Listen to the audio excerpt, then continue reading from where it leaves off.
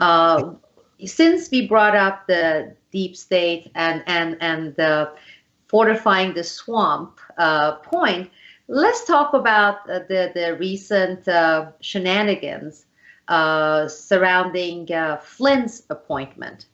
Because, as we know, Turkey was very excited about Donald Trump's election.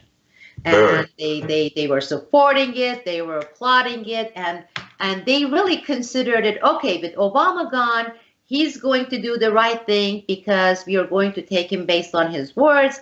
And with that, we are going to have this Mullah Fethullah Gulen, this CIA created, CIA fortified, with $22+ billion organization here. A man who's running the charter schools, is the largest charter school operator in the United States. And by the way, it was buried in some back pages, but they already have determined that that is one of the way this cult, this CIA created cult organization, has been building upon their empire of $22 billion, meaning getting the taxpayers' money, these are the U.S. taxpayers' money, through U.S. government, and then U.S. government giving hundreds of millions of dollars, these hard-earned tax dollars, to this charlatan, to this mullah, Fethullah Gulen, to run supposedly and operate charter schools. So this is an established fact, but of course it was not on the front page of, I don't know, Intercept or New York Times, etc. It was buried in the background. But back to Gulen issue and Turkey and Donald Trump, the expectation and then the whole situation fizzled, and now it became another major tension point because what happened with Flynn's. So basically, my question to you is this one of the great examples showing that no, the deep state is still is very well and alive, and CIA and Gulen, they played the biggest part with the Justice Department to have this witch hunt against Flynn. I'm not a supporter of Flynn because what they cited, this is the Justice Department, the FBI, they looked into Flynn's the budget that he had before he was in government, getting money partially from Turkish government for some lobbying fees, etc. And they blew this to be, this guy can never be appointed. He has lobbied for a foreign government, in this case, Turkish government.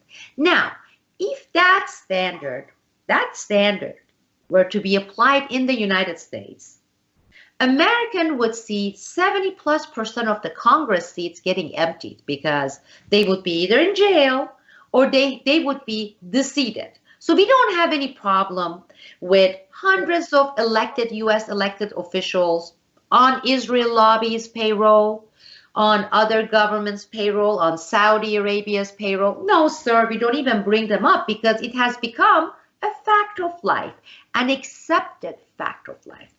Same thing with 50% of top tiers official within the executive branch, whether you're looking into Pentagon, whether you're looking into the intelligence agencies, all the prior major lobbying income received from Saudi Arabia, from Israel, from Egypt, from Turkey as well, it's never been a problem.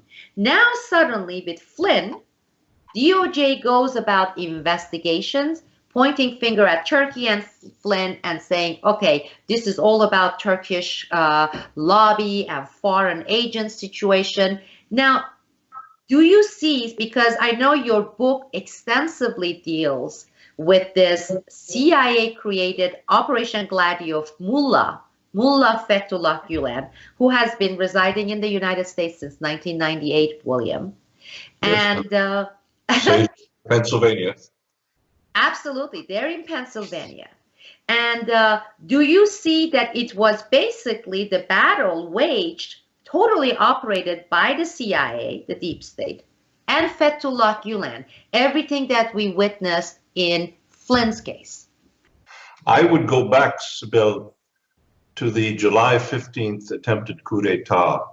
And on the night of July 15th, it was documented in Turkish media, you know this, I'm sure, that two former, quote unquote, former high level CIA agents were in Istanbul in an island outside the city in a 5-star luxury hotel with several other unidentified people so far. And those two former top-level CIA people included E. Graham Fuller, the handler who managed the visa over State Department objectives in 1998 or 2003, 2004. He was given a special scholar's visa or some such nonsense for someone who dropped out of school in the 5th grade. That's hardly believable, but and so the CIA got Gulen into the United States with a visa and stuck him into Salisbury, and then his handler, who was a few miles away at Lehigh University near Salisbury, Pennsylvania, a guy named Henry Barkey, was also in Istanbul the night of the coup. Now, is that just coincidence? Is that just coincidence?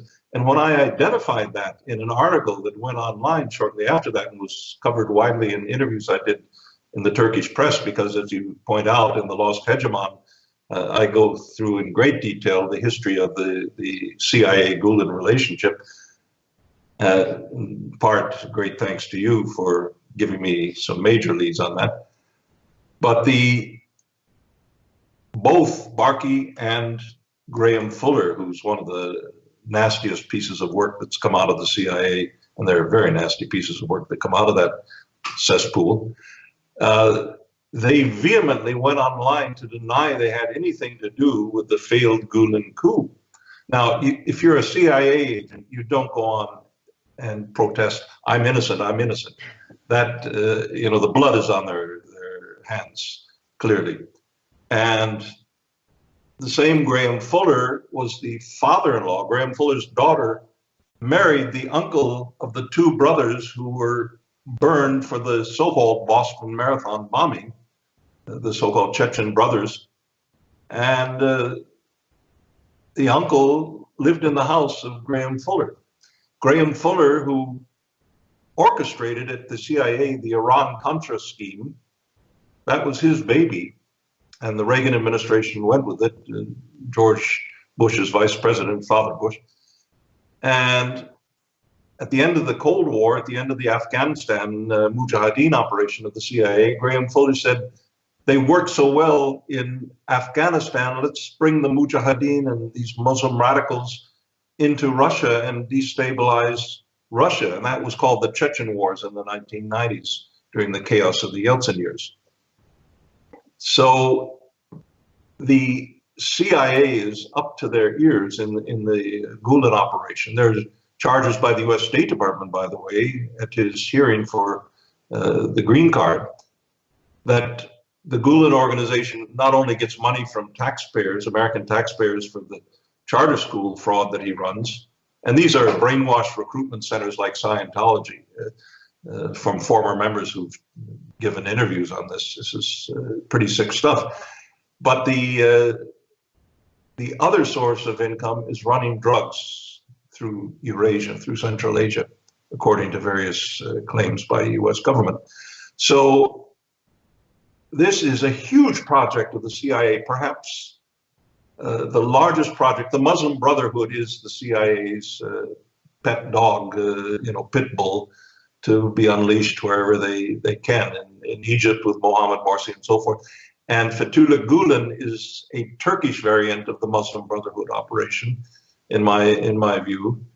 And when Erdogan broke with Gulen, and then in May of this year, when he and Davutoglu had their split, and Erdogan appointed a new prime minister and began the pivot toward Russia to repair the rapprochement with Putin and Russia after the Russian jet was shot down over Syria and various other things.